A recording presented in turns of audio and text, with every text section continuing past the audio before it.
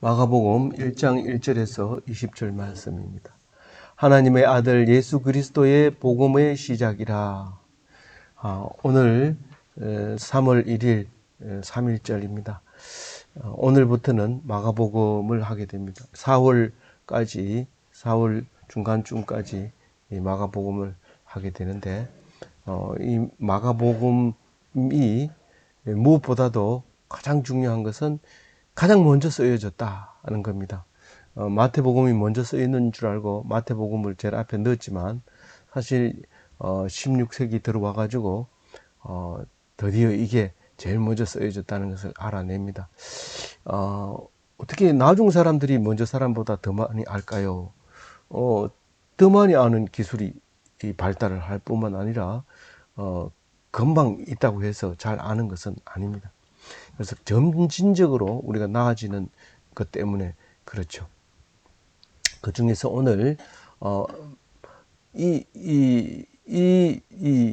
그 마가복음이 얼마나 간결하게 급박하게 쓰여졌는지 알 수 있습니다.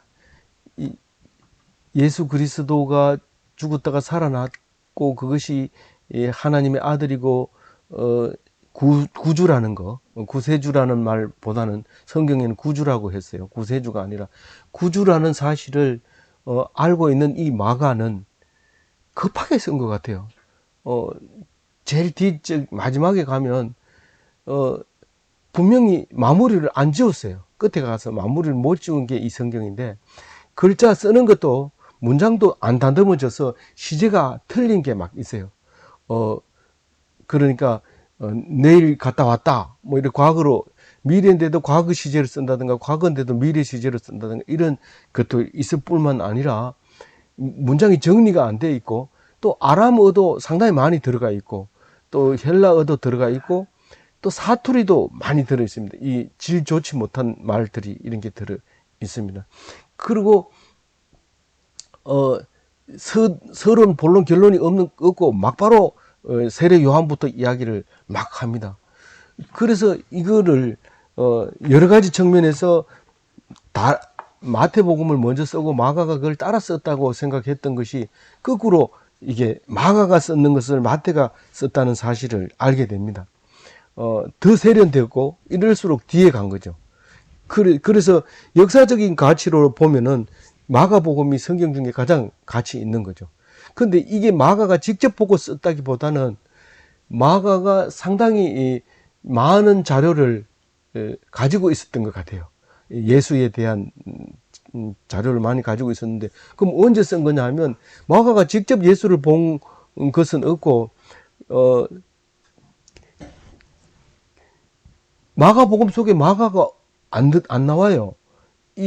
그 붕어빵 속에 그 붕어 없는 것처럼 마가복음 속에는 마가가 하나도 안 등장해요. 그런데 어떻게 마가복음이냐? 이 초대교회 때부터 이게 마가가 쓴 복음서다라고 제목이 그래 달려있기 때문에. 그런데 그 중간에 오래 연구를 해보면 이런 게 있죠. 혼이불을 입고 도망가는, 예수님이 잡혔을 때 도망가는 청년이 있었는데, 그 청년이 마가다라는 거, 자기의 모습을 거기다 넣은 거죠. 유명한 화가들이 자기만 아는 의미를 그림 속에 담겨 놓는 거를 뭐 코드라고 얘기를 하죠. 그래서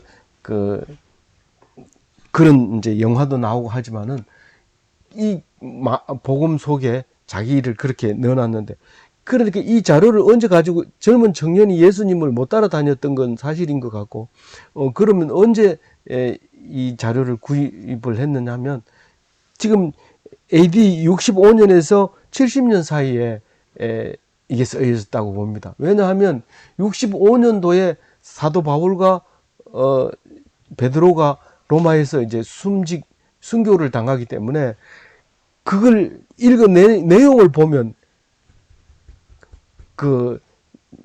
그때 이후에 쓰여졌다는 것을 알게 되고, 또 예루살렘이 멸망하지 않았다는 것은 예루살렘을 보면서 이제 3일 후에 내가 다시 짓겠다 그렇게 얘기했던 것과, 이제 멸망한 것이, 가정한 것이 오거든, 뭐 이런 얘기를 하는 것을 보았을 때, 멸망하기, 예루살렘은 70년도에 멸망하거든요. 디도 장군에 의해서 멸망을 하게 됐는데, 티투스 나중에 이제 황제가 되기도 하지만, 그때 당시에 이제 이게 멸망을 시켜버린 거예요. 그 성경에서는 사라지는 그 날짜이기 때문에 이게 65년도에서 70년 사이에 쓰여졌다는 겁니다. 제일 먼저 쓰여졌다는 겁니다. 다른 복음은 이거보다 훨씬 뒤에 쓰여졌다는 거죠. 이건 이렇게 정확하게 우리가 이제 알 수 있게 되는데, 그런 의미에서 이 사람은 주로 그 예루살렘에서 성장했던 것 같고, 성경 지식에 대해서 잘 알고 있었던 것 같고, 많은 자료를 가지고 있었는데, 특히 그 마가복음에서는 예수님의 비유와 예수님의 어록과 예수님의 계시에 대해서 아주 생생하게 씁니다. 그리고 힘차고 간결하고, 뭐 이게 문장을 만들기 위해서 애를 쓴 것도 아니고, 틀리면 틀린 대로 강력하게 이렇게 좀 서툴게 했는데 아주 중요한 겁니다. 그래서 이 쓰는 목적은, 지금 현재 어디서 쓰냐 하면은 로마에서 쓰게 돼요. 이 마가는 베드로가 아들이라고도 하고, 또 이 마가가 로마에 있다는 것을 베드로 전서에도 기록을 하고 있습니다. 그래서 이게 로마에서 누구에게 썼느냐 하면, 로마 사람들 중에서 예수 믿는 사람들을 이제 그 하나님의 아들이었다. 그 사람이 하나님의 아들이었는데 우리의 뭐다? 구주다라는 것을 말하기 위해서 처음 시작해서 그 자료를 모아가지고 쓰고 있었던 거죠. 그래서 이 마가복음은 사실은 제일 먼저 쓰여졌지만 제일 마지막에 읽어야 돼요. 왜냐하면 만약에 이거를 먼저 읽으면 뭐 글이 이상할 뿐만 아니라 다른 걸 이거 읽다가 나중에 다른 거 읽으면 이게 진짜다 뭐 이렇게 됩니다. 그런데 이게 아주 중요한 자료를 가지고 다른 사람이 그거를 더 정리를 했는 거기 때문에 마가복음은 오히려 나중에 읽어야 되고, 먼저 썼다는 사실을 알고 읽어야 이제 정확하게 은혜가 되도록 읽을 수 있다는 겁니다. 그래서 오늘은 제목을 1절에서 잡았습니다. 하나님의 아들 예수 그리스도의 복음의 시작이라. 이게 이제 복음을 쓰기 시작한 것뿐만 아니라, 사실은 자기가 이야기를 시작할 때 서두에도 이렇게 말함으로써 이게 이제 첫 복음이었구나 하는 걸 아는데, 그리스도의 복음은 뭡니까? 굿뉴스 아닙니까? 굿뉴스. 근데 그 굿뉴스가 이제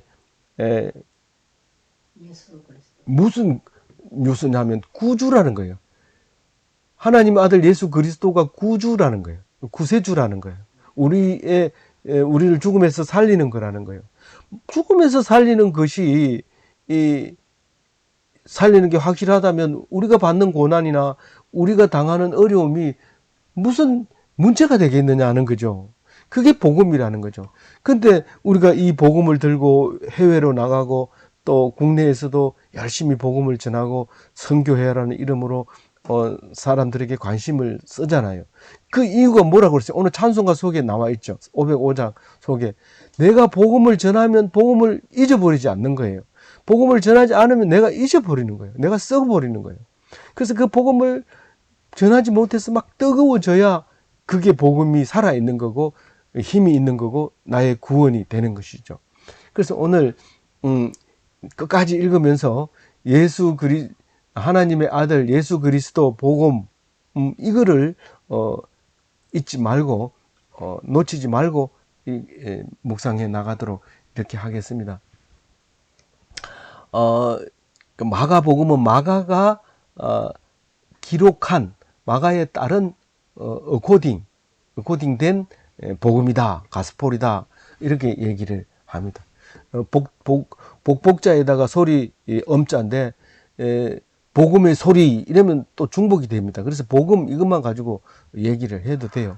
그래서 우리는 보통 예수 그리스도 하나님의 아들 구주 이걸 갖다가 그 원어, 이 신약의 원어는 헬라어입니다. 히브리어가 아니고.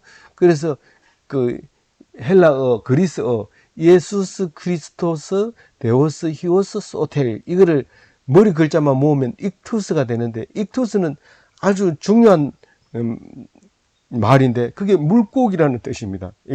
그래서 초대교회 때는 물고기가 기독교인의 그 심벌이었어요. 그래서 로마 사람들인지 그리스도인인지 모를 때는, 또 혹시 또 정탐하러 온 사람인지 모를 때는 기독교인이라 하더라도 말을 안 하고 땅바닥에다 물고기를 그려서 반응이 없으면 그거는 기독교인이 아닌 거예요. 그래서 뭐 카타콤에서 저기 모여가지고 기도하다가 나가서 딱 걸리면 대화가 좀 되면은 이렇게 그림을, 이렇게 물고기 그림을 딱 그리면 반응을 하면 그다음부터는 그걸 발로 지우고 대화를 이제 시작하고 이렇게 했던, 암호로 사용했던 거죠. 지금은 천주교에서 자동차 뒤에 익투스라 해가지고 붙여가지고 나는 천주교인입니다 하는 것을 보여주는 그런 교이 있습니다. 근데 기독교는 될 수 있으면 신부를 안 만들려고 하기 때문에 그런 것도 안 만듭니다. 십자가 뭐 목걸이도 안 하고 강대상에 십자가도 안 세웁니다. 그 말씀만 있으면 되는 건, 말씀만 붙잡지 않고 그 십자가를 보면 갑자기 이상한 마음이 들어서 십자가를 뭐 떼가지고 집에 갖다 놓는다든가 자꾸 온통 엉뚱한 짓을 하기 때문에 말씀만 오직 하는 걸로 하는 것이 그리스도의 뜻에 합당하다, 이렇게 생각을 하고 있는 거죠. 그래서 오늘 1절에서 보고 있는 것은 복음이라는 게 그게 구주다, 이렇게 이제 보여지면 좀 뭐 어려울 수도 있지만 어쨌든 익투스를 말하고 있는 겁니다. 그래서 대본 처음부터 얘기합니다. 선지자 이사야의 글에 이렇게 할 때는 벌써 마가는 구약에 능통해졌다는 사실을 압니다. 내가 내 사자를 내 앞에 보내노니 그가 내 길을 준비하리라. 이것은 다시 올 자에 대해서 하는 말로 메시지를 그렇게 읽어버린 거예요. 이사야 글을 가지고. 그래서 이사야서 이야기가 이제 신약에 많이 인용이 되는 것을 볼 수 있는데, 구세주가 올 때 그 앞에 구세주가 온다는 메시지를 하고 온다. 그냥 오는 게 아니다. 하나님이, 임금이 거리를 시찰할 때 임금 혼자 나가면 얻어맞을 수도 있어요. 네가 뭔데 그렇게 좋은 옷 입고 있느냐? 나는 거지인데. 이러면서, 혹은 저 옷 좋은 거 입었다 그러고 가서 옷을 벗겨 올 수도 있어요. 그렇게 하면 안 되죠. 임금이 나갈 때는 적어도 앞에서 행차시다 그러고 방자가 외치면 그 뒤에 이제 분명하고 확실한 무기를 든 군인이 앞에 서야 됩니다. 에스코트라고 하죠. 앞에 딱 서고 뒤에 이제 임금을 둘러맨 가마가 행차를 하죠. 그래서 제일 앞에서 외치는 자가, 방자가 바로 이제 세례 요한입니다. 임금은 누구고요? 예수 그리스도고요. 그래서 이제 방자가 반드시 나타나면은 엎드려야 되지, 고개 쳐들었다가는 죽을 수도 있다. 임금이 지나갈 때는. 그래서 전부 길가를 가다가 집 내려놓고 엎드리고 보따리 옆에 놔두고 엎드리고 다 지나갈 때까지 엎드려 있었던 거를 이제 우리가 영화로도 볼 수 있죠. 우리는 그때 못 봐서 모르죠. 근데 마가도 안 봤어요. 안 보고 자료를 가지고 얘기하는 거예요. 저도 뭐 영화를 안 봤으면 모르잖아요. 그 임금을 본 적이 없으니까. 그래서 이제 소리를 지르는 이제 방자의 목소리가 나오는 거죠. 3절에 보면 광야에 외치는 자의 소리가 있어 이르되 너희는 주의 길을 준비하라. 그의 오실 길을 곧게 하라. 이렇게 다른 말씀을 이제 인용해 가지고 말하고 있습니다. 이 사복음서는 중에서 마태, 마가, 누가는 공간복음이라 해가지고 거의 같습니다. 그러니까 서로 이제 있는데, 이걸 일일이 처음부터 하면은 마리아에게 예수님이 잉태하는 이야기에서부터 시작해서 아기를 낳는 것까지, 그리고 목자들이 이 예수님이 오시는 를 듣고 즐거워하는 것까지 온통 다른 이야기 다 들어있기 때문에 같이 하면 좋지만, 이건 지금 마가는 급한 거예요. 지금 예수 그리스도가 구세주라는 이야기를 먼저 해야 돼요. 그래서 막 바로 들어가는 거예요. 예수님에 대해서 막 들어갑니다. 그래서 세례 요한의 맨 처음에는 예수에 대해서 얘기하고 둘째는 예언에 대해서 얘기하고 3절에 가가지고는 바로 요한에 대해서 얘기를 해버리는 거예요. 급해요, 지금. 지금 이 글을 읽을 수 있는 사람은 로마에 있는 유대인들, 이거 다 읽을 수 있는 거예요. 그래서 바로 말하는 거예요. 주의 길을 예비하라. 그러니까 물러거라, 행차시다 이럴 때 물러거라 이 말은 너희들이 준비를 하라는 거예요. 물러갈 준비도 없이 임금이 오면 뒤로 자빠지거나 뭐 이러면 이 낭패가 나니까 엎드릴 준비를 해라. 그러니까 필요 없는 거는 놔두고 보따리는 내려놓고 짐도 지지 말고 내려놓고 그리고 뭐 고개를 쳐들일 없다. 고개 숙여라. 수그려라. 이 말이 이제 주의 길을 준비하라. 오실 길을 곧게 하라. 앞에 얼찌적거리면 안 되죠. 똑바로 가야 행차를 하려면 길을 비켜야 되니까. 그렇게 지금 얘기를 하고 있는 거예요. 그게 세례 요한이 이사야 예언이 응해서 오시는 세례 요한. 그래서 그게 보면은 먼저 엘리야가 오리라 이렇게 얘기를 해요. 그 하나님이 보낸 사자다. 엘리야가 오거든 이제 진짜 구세주가 올 줄 알아라. 뭐 이렇게 이제 예언서에 나와 있는 걸 보면서 그걸 인용해 온 거죠. 그래서 사도 세례 요한은 예수의 길을 준비하는 자, 하나님의 사자 이겁니다. 그리고 이제 광야에 외치는 자의 소리가 뭐라고 외치느냐면 길을 준비하라. 이 말은 열린 마음을 가져라. 깨끗한 마음을 가져라. 임금이 행차하면 엎드려야 되지만 너희들은 마음을 열어서 깨끗하게 해라. 예배 드리기 전에 준비 찬송을 해라. 피아노 틀리지 말고 연습해가지고 하라. 그거를 30분 전에 앉아가지고 탁 해야 그 말씀이 들리지. 자다 일어나가지고 금방 와가지고 씻지도 않고 그럼 그게 어떻게 그게 뭐 이게 준비가 안 되고 잘 마음속에 안 들어오고 점심 뭐 먹지 이런 생각이 계속 들어오잖아요. 그래서 그거를 준비하라고 지금 말하는 거예요. 예배 전에 준비 찬송 불러라. 그게 3절 말씀입니다. 그런데 구체적으로 이제 세례 요한이 말합니다. 죄사함을 받게 하는 회개의 세례를 받아야 된다. 이 회개의 세례는 여태까지 없었어요. 회개하는 것은 속죄한다는 건데 그러니까 내가 죄를 졌습니다.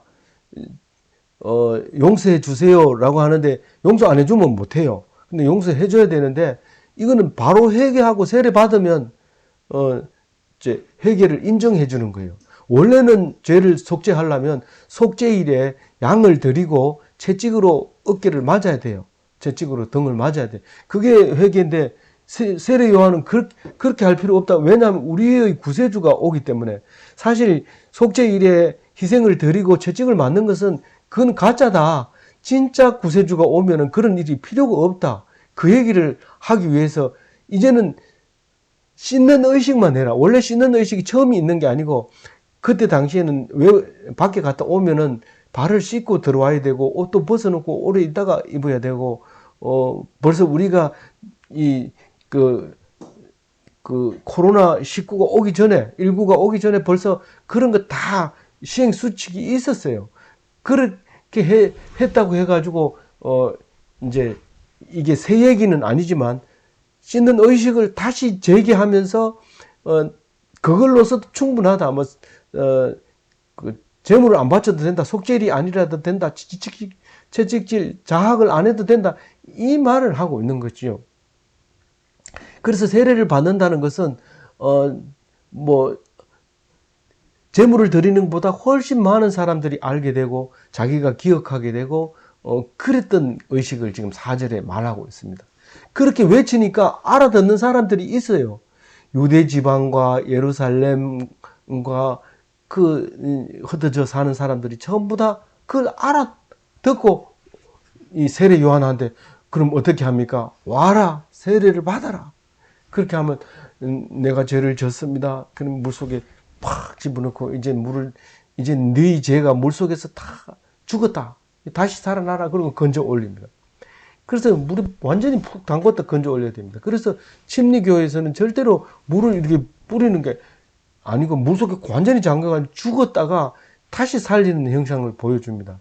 그래서 침례교만큼은 세례를 정확하게 합니다. 그래서 이 성경 속에 단어도 세례라는 단어를 전부 침례라는 단어로 원래 그대로 쓰고 있습니다. 근데 이 침례를 하는 게 이 사람이 많고 복잡한 시절에 불가능합니다. 그 많은 사람을 물속에다 집어넣고 신천지 같이 10만 명씩 보이는 그걸 세례를 어떻게 줍니까? 물론 세례를 다 받은 사람을 불러다 놓고 한 거기 때문에 그런 짓을 안 하겠지만 그런 세례를 안 하고 형식적으로 손에 물을 묻혀서 머리에 이렇게 뿌림으로써 세례를 주는 형식을 지금 현재 개신교는 그렇게 취하고 있죠. 그런 이제 세례를 이스라엘 백성은 다 했는데 다른 사람은 뭔 말인지 모르니까요. 그게 뭔 말인지 모르니까 와서 안 받는 거예요. 6절에 보면 요한의 모습을 이야기합니다. 이 엘리야하고 거의 비슷하게 이제 모습을 가지고 있어요. 이제 광야에 살고 그냥 있으면 먹고 없으면 굶는데 주로 메뚜기. 지금 우리 옛날에 메뚜기 먹을 때 구워서 먹었는데 이게 요한이 구워서 먹었는지 그냥 먹었는지 모르겠어요. 근데 저도 덜 구워가지고 먹어봤는데 그래도 먹을 수 있어요, 메뚜기를. 그래서 구워 먹고 여기서 석청을 먹었는데 석청은 이게 우리는 이 앞에 구약의 석청은 아스팔트를 얘기하는 거고 신약의 석청은 뭐라고요? 자연꿀 있잖아요. 그걸 말하는 거예요. 벌을 떼버리고 먹는 거예요. 덜꿀이라고 이제 번역하기도 하는데, 지금은 TV 프로그램에 석정 치면은, 인도네시아나 이런 데서 섬에서 석청 채취하는 게 나오거든요. 절벽 위에 달려있는 꿀을 채취하는 그걸 석청이라고 말해요. 돌에 붙어 있는 벌집을 석청 이렇게 얘기를 주로 했던 거죠. 그리고 가죽 허리띠를 띠고 가죽 트롯을 입고 이렇게 해서 마치 엘리야처럼 아는 사람은 생각나게 이렇게 메시지를 주고 있죠. 그래서 7절에 보면 구체적으로 얘기를 합니다. 나보다 능력 많으신 이가 앞으로 온다. 내가 이렇게 세례를 주는 의미는 그 사람 때문에 하는 거다. 이거는 길을 준비하는 거다. 그러니까 이 방자가 나가서 길바닥에 있는 거 치우고 사람들이 많은 사람이 지나가야 되니까 길을 넓히고 그리고 그러니까 뒤에 오는 사람이 내가 아니고 나보고 인사할 필요 없고 뒤에 오시는 분을 위해서 인사해야 되는데 지금 내가 시키는 대로 해라 이 말이죠. 너희들이 필요한 건 내가 아니고 뒤에 오는 사람이 너희들을 위해서 오실 분인데 그 사람들을 위해서 준비해라. 그래서 능력 많으신 이가 내 뒤에 오나니 나는 그분의 신발끈 매는 그 종보다도 못하다. 나는 그냥 다니면서 입만 가지고 살아가지고 입만 얘기하지만 사실 그분이 신발끈을 풀고 매는 사람은 기술도 있어야 되고 속도도 빨라야 되고 힘도 있어야 되고 눈치도 빨라야 되는데 나는 그 정도는 못한다. 다만 나는 임금이 온다는 말만 외칠 뿐이다. 이 신발끈 매는 것은 우리가 이해를 잘 못하지만 그쪽에 중동 지방에는 먼지가 많이 나기 때문에 특히 이 신발끈은 로마 군병들이 신발끈 매는 각반 매는 건데 이 신발끈을 풀었다가 쫙 매는데 시간이 많이 걸립니다. 그래서 그 매는 종이 따로 있습니다.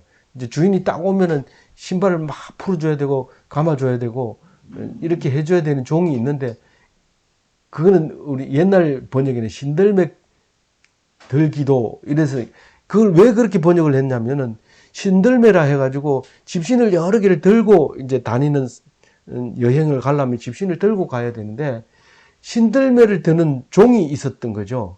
그래서 그 종은 집신을 어깨에다 둘러매고 다니다가 집신이 떨어지면 주인 집신 바꿔주고 그렇게 하는 였는데 그래서 그 번역을 없애버리고 신발끈 물기도 감당치 못하겠노라 이렇게 말을 하고 있습니다. 이제 세례 요한의 위치를 알겠죠. 예, 그러면 8절에 이렇게 얘기합니다. 나는 너희에게 물로 세례를 주거니와 그는 너희에게 성령으로 세례를 베풀 것이다.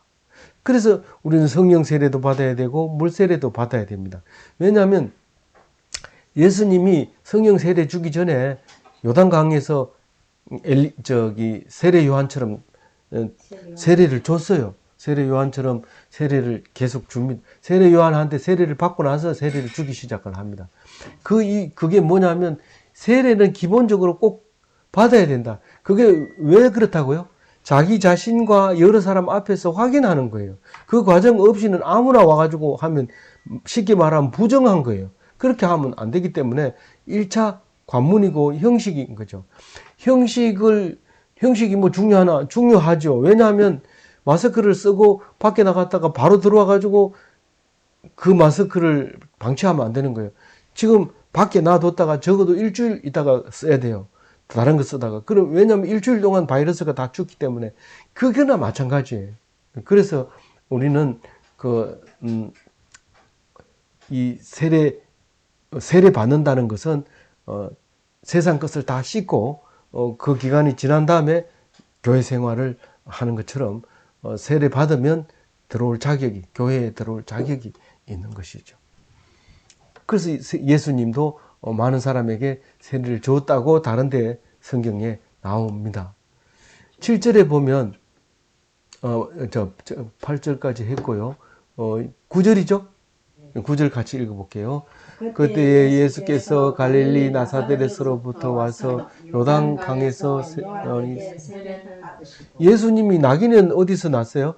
베들레헴에서 났고 살기는 나사렛에서 살았어요. 나사렛 가기 전에는 어디 있었어요? 잠시 이집트에서 피신했다가 나사렛에서 사는데 실제로 사역할 때는 가브나움에서 사역합니다. 나사렛하고 가브나움하고는 갈릴리는 갈릴리지만 좀 30km 이상 떨어져 있는 그런 곳입니다. 그래서 갈릴리에서 이제 여기 요단강까지는 적어도 100km 이상은 넘죠. 150km 정도 되는 길을 찾아와서 요한에게 세례를 받습니다. 그런데 세례 요한하고 예수님하고는 인척관입니다. 그 사촌으로 이제 나오는데 그래서 소식을 들었다가 뭐 다른 자료에 의하면 예수님이 아버지 목수가 돌아가시고 바로 이게 사촌한테 와서 세례를 받고 하나님의 사역을 하시는 모습을 이제 보여주는데 이 세례를 딱 받자마자 이렇게 물에서 올라오는데 성령이 임하게 됩니다. 근데 성령이 임할 때는 하늘이 갈라지고 다른 성경에는 하늘이 열리고 이렇게 표현을 하고 또 우리가 표현하는 방법이 다르거든요. 그래서 이 사투리를 쓸 때 또 번역할 때 같이 번역을 안 하고 그대로 번역하다 보면 갈라지고 또 뭐 이렇게 하는데 성령은 원래 불의 혀같이 갈라지는 게 성령입니다. 근데 여기서는 지금 하늘이 열리고 성령이 비둘기같이. 왜 비둘기일까? 그랬는데 비둘기는요 시끄러운 소리, 그 메탈 뭐죠? 음악 중에서 헤비메탈. 그 무거운 쇠를 두들기는 이런 헤비메탈을 이제 그런데 저 나이가 많이 들면 헤비메탈은 별로 이제 듣기가 좋지를 않아요. 그러니까 소리가 난다든가 뭐 그 비둘기하고 양하고는 많이 닮았지만 개하고 이제 돼지하고 이런 데는 잘 안 맞는 건데 조용하지 못하기 때문에 그래요. 그래서 비둘기도 이게 어떤데 옆에 내려앉는데 소리가 거의 안 나요. 그래서 비둘기처럼 성령이 임하는 거예요. 그래서 가장 중요한 건요, 하나님을 부인해도 되고 예수님을 부인해도 되는데 성령을 회방하면은 그건 용서할 수 없는 죄라고 예수님이 얘기했어요.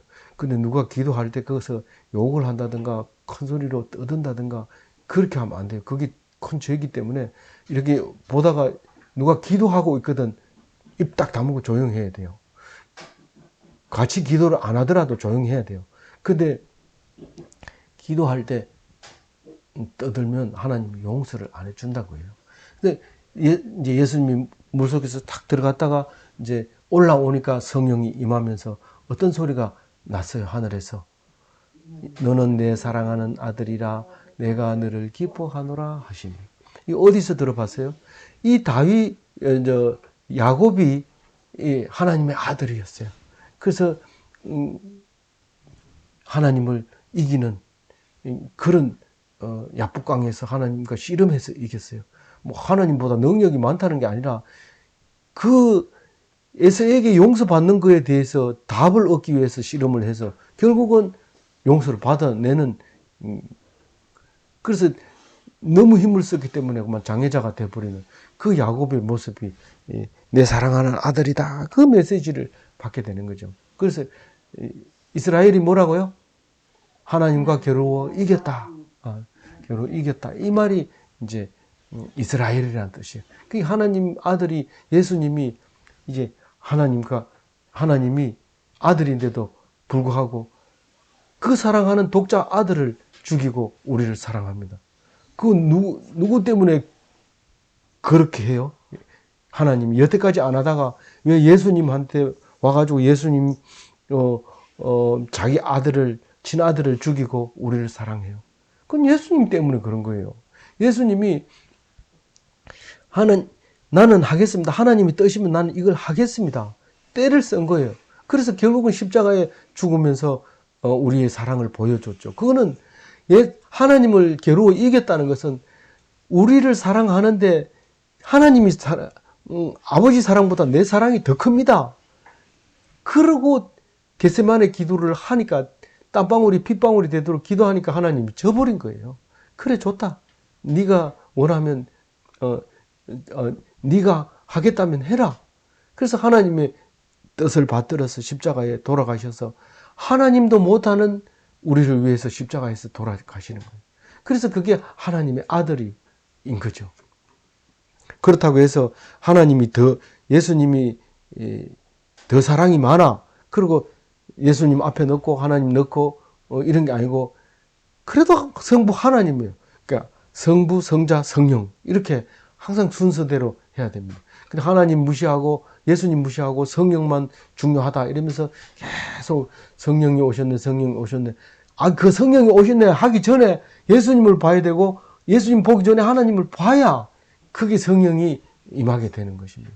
그래서 순서대로 성부, 성자, 성령을 순서로 바꾸면 안 돼요. 항상 그렇게 해야 돼요. 이제 몇 절 해야 돼요?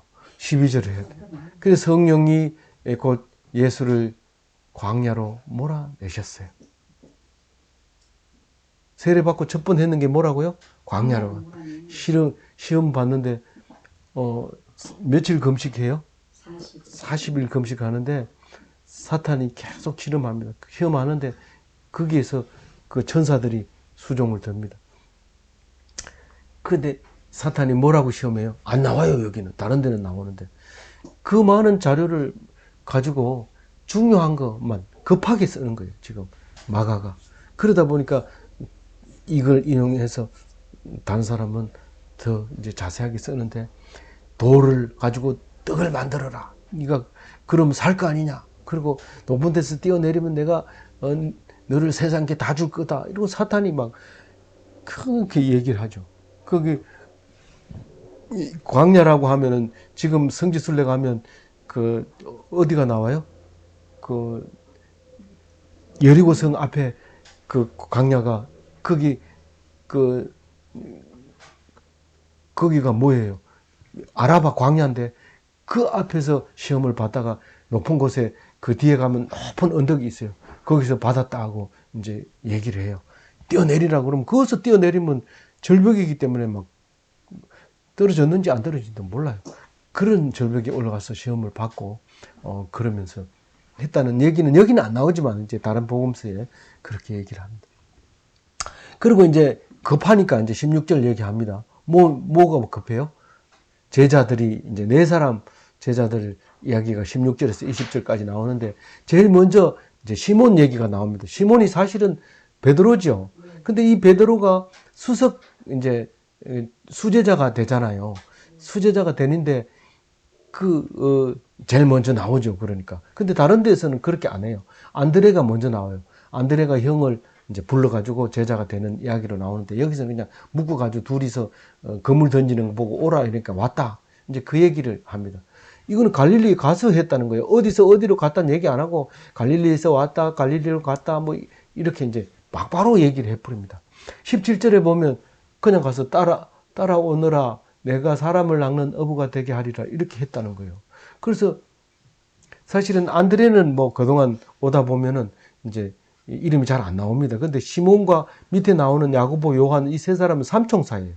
수제자 삼총사를 늘 데리고 다니는데 이 세 사람은 다 훌륭한 일을 했어요. 안드레는 뭐 다른 자료에는 있을지 몰라도 성경 안에서는 시몬과 베드로, 야고보만 데리고 이제 예수님이 마지막 게세마네 기도할 때도 이 세 사람을 데리고 거기다 갖다 놔두고 자기 혼자서 기도하는 이야기가 나옵니다.